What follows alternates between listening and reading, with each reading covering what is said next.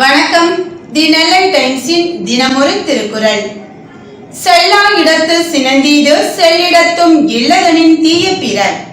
பழிக்காத இடத்தில் சினம் கொள்ளுவது தீங்கு, பழிக்கும் இடத்திலும் சினத்தை விட தீயவை வேறு இல்லை. தொடர்வது தி நெல்லை டைம்ஸின் இன்றைய முக்கிய செய்திகள்.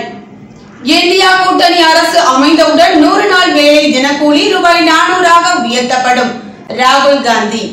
தர்மபுரியில் இன்று இந்தியா கூட்டணி பொதுக்கூட்டம். முதலமைச்சர் மு.க. ஸ்டாலின் பங்கேற்கிறார். மோடி சொல்வதை செய்யும் தேர்தல் ஆணையம், செல்வ பெருந்தகை குற்றச்சாட்டு. இனி விரிவான செய்திகளை பார்க்கலாம். இந்தியா கூட்டணி அரசு அமைந்தவுடன் 100 நாள் வேலை தினக்கூலி ரூபாய் 400 உயர்த்தப்படும். ராகுல் காந்தி. கிராமப்புற மக்களுக்கு வேலை வழங்கும் நோக்கில் 2006ஆம் ஆண்டு மகாத்மா காந்தி தேசிய ஊரக வேலை உறுதி திட்டம் கொண்டு வரப்பட்டது.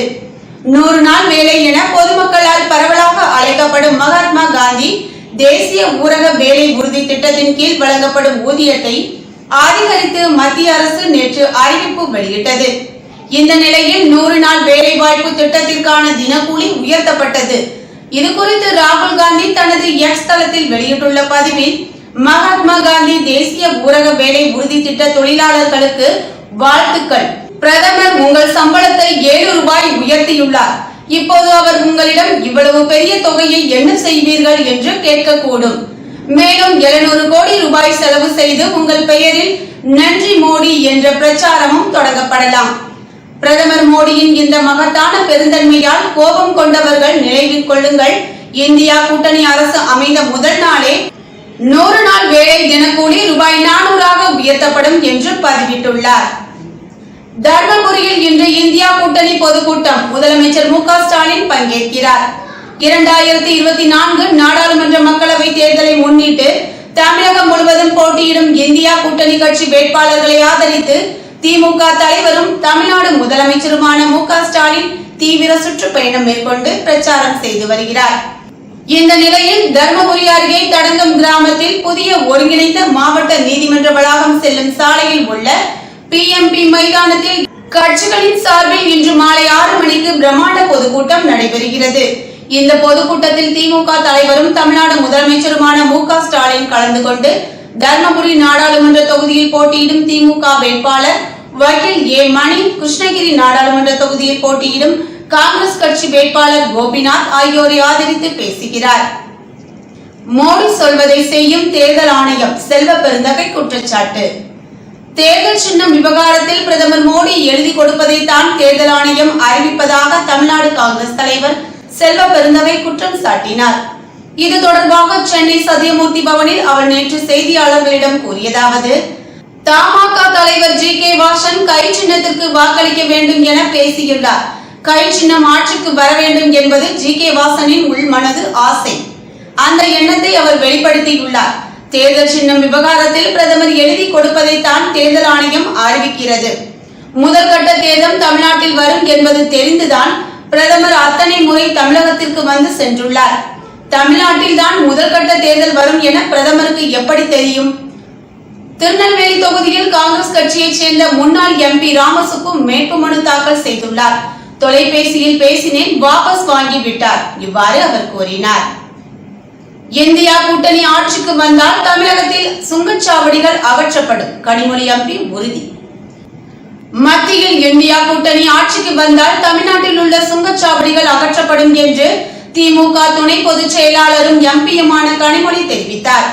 திருப்பூர் மாவட்டம் வெள்ளக்கோவிலில் நேற்று தேர்தல் பிரச்சார கூட்டம் நடைபெற்றது. இதில் ஈரோடு மக்களவை தொகுதி திமுக வேட்பாளர் K.E. பிரகாஷை ஆதரித்து அவர் பேசும்போது, இன்றைக்கு இந்தியாவை ஆளும் பாஜகவால் மக்கள் மதம் ஜாதியால் பிரித்து வைக்கப்பட்டுள்ளனர். பாஜக ஆளும் மாநிலங்களில் மக்களிடையே ஒற்றுமை இல்லை. மணிப்பூர் மாநிலம் கலவரத்தால் கொழுந்துவிட்டு எரிகிறது. அங்கு பிரதமர் மோடி ஒருமுறை கூட செல்லவில்லை. இயற்கை சீற்றங்களால் தமிழக மக்கள் பாதிக்கப்பட்டிருந்த போதும் கூட வரவில்லை. ஆனால் தேர்தல் நேரத்தில் மட்டும் அடிக்கடி வருகிறார். டெல்லி விவசாயிகள் போராட்டத்தை பாஜக கண்டுகொள்ளவில்லை. விவசாயிகள், சிறுபான்மையினர், தொழிலாளர்கள் பாதிக்கப்பட்டுள்ளனர். அதானி, அம்பானிகளுக்கு வேண்டப்பட்ட அரசாக பாஜக அரசு உள்ளது. அதிமுக பொதுச் செயலாளர் பழனிசாமி தனது பிரச்சாரத்தில் மோடியை எதிர்த்து ஒரு வார்த்தை கூட பேசுவதில்லை. திமுக அங்கம் வகிக்கும் கூட்டணி மத்தியில் ஆட்சிக்கு வந்தால் கேஸ் சிலிண்டர், பெட்ரோல், டீசல் விலை குறைக்கப்படும்.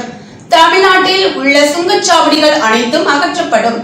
தென்னை விவசாயிகளின் கோரிக்கையான கொப்பரைக்கு அடிப்படை ஆதார விலை வழங்கப்படும் என்றார்.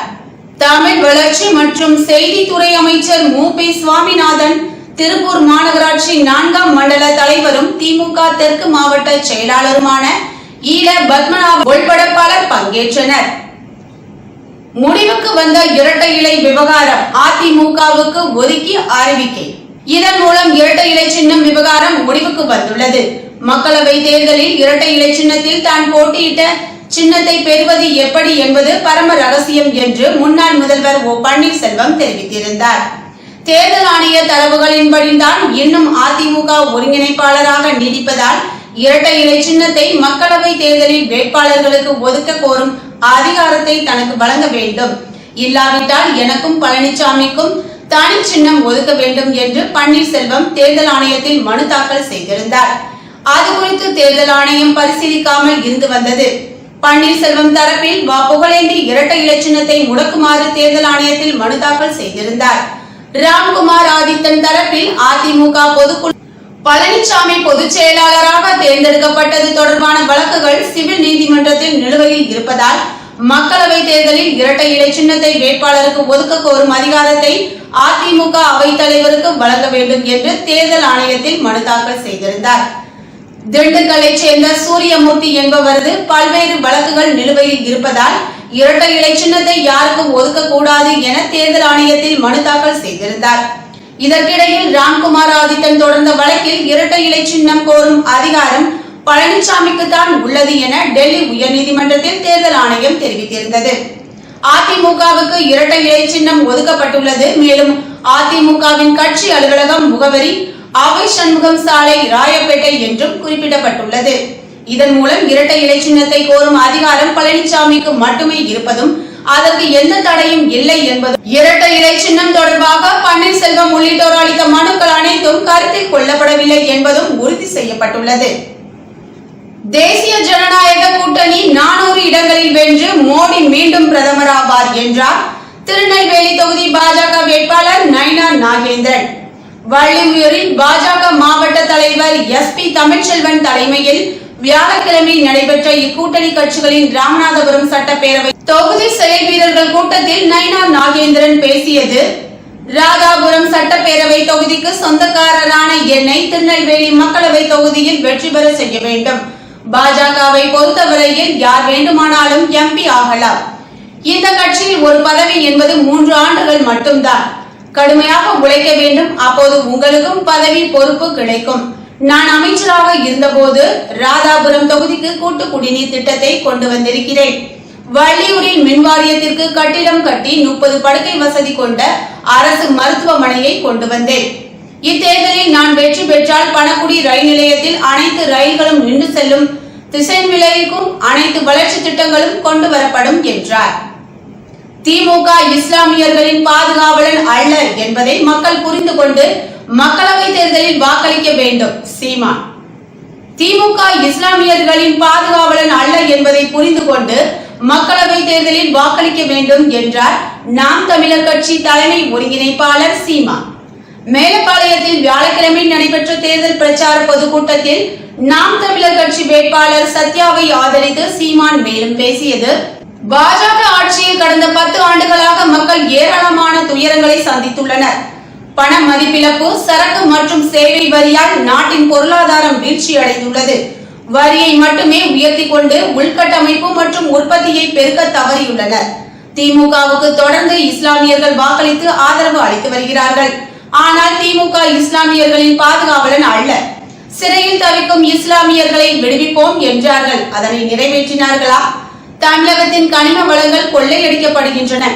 மக்களுக்கான கடற்கரைகள் ஆக்கிரமிக்கப்படுகின்றன.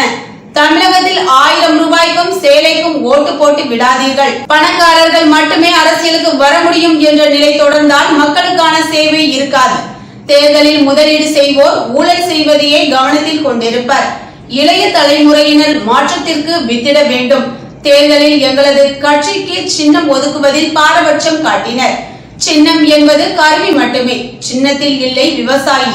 என் எண்ணத்திலே இருக்கின்றார்.